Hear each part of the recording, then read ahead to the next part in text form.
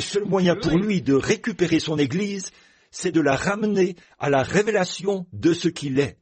Vraiment, regardez, quand Abraham a fait une alliance, ou plutôt quand Dieu a fait une alliance avec Abraham, ce jour-là, il a dit, « Comment ces choses se produiront-elles, puisque je suis vieux?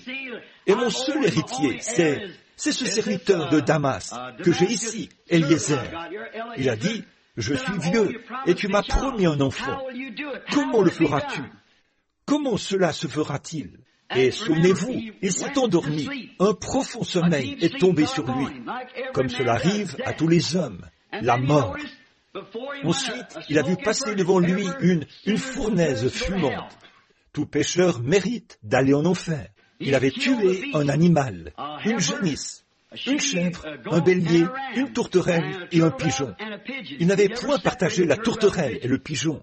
Et alors, cette petite lumière blanche est passée là-dessus et a fait des allers-retours entre ces morceaux d'animaux coupés, confirmant ainsi l'alliance avec Abraham. Bon, au Japon, si jamais il y a un Japonais ici, savez-vous comment on scelle une alliance au Japon? Ils se jettent du sel l'un sur l'autre. Ils prennent un petit bol de sel, s'assoient là et disent l'un à l'autre, « Pourriez-vous faire telle et telle chose? » « Oui, je ferai telle et telle chose. » Puis, ils concluent une alliance, prennent du sel et le jettent l'un sur l'autre, parce que le sel est un agent de conservation. Vous voyez? Très bien. Ils se jettent du sel l'un sur l'autre. C'est une alliance. Ici, en Amérique, pour conclure une alliance, nous disons, « Eh bien, pourriez-vous faire cela? Je ferai cela. » Et à un moment donné, on se serre la main. Marché conclu. C'est une alliance. Mais en Orient, la manière dont ils concluaient une alliance, c'est qu'ils écrivaient quelque chose. Ils rédigeaient un contrat et ils tuaient un animal, au temps d'Abraham. Ils coupaient cet animal en deux et se plaçaient entre les deux morceaux. Ils rédigeaient le contrat et le déchiraient comme ceci. Chacun d'eux, l'un et l'autre, prenaient un morceau. Puis ils faisaient un serment où ils déclaraient que leur corps soit comme cet animal mort s'ils ne respectaient pas ce contrat. Et là, le seul moyen pour que ce contrat soit un jour, vous ne pourriez jamais le reproduire. Une fois les deux bouts mis ensemble, ça devait concorder parfaitement. Maintenant, qu'est-ce que Dieu montrait à Abraham au sujet de ce qu'il allait faire? Qu'il allait faire passer la postérité d'Abraham depuis Isaac jusqu'à Jésus, et il l'a amené au calvaire, et là, il l'a déchiré. Il a fait sortir de lui l'esprit et l'a éloigné du corps. Il a ressuscité le corps et l'a fait asseoir à la droite de la majesté divine dans les lieux très hauts. Et il a fait revenir le Saint-Esprit sur l'Église.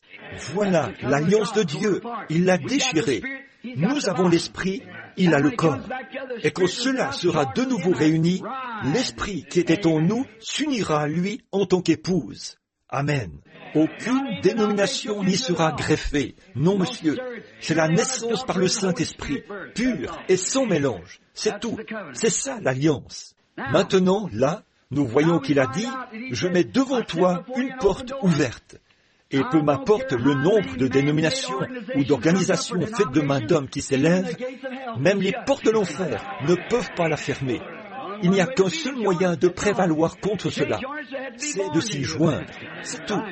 Et comme on ne peut pas s'y joindre, il faut donc y naître. C'est vrai. Donc, personne ne pourra jamais arrêter le message de la divinité suprême, ni celui du baptême au nom de Jésus-Christ. Les portes de l'enfer ne prévaudront jamais contre cela. Vous dites, comment savez-vous que c'est vrai?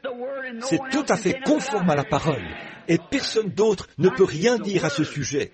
Tout à fait, c'est la parole.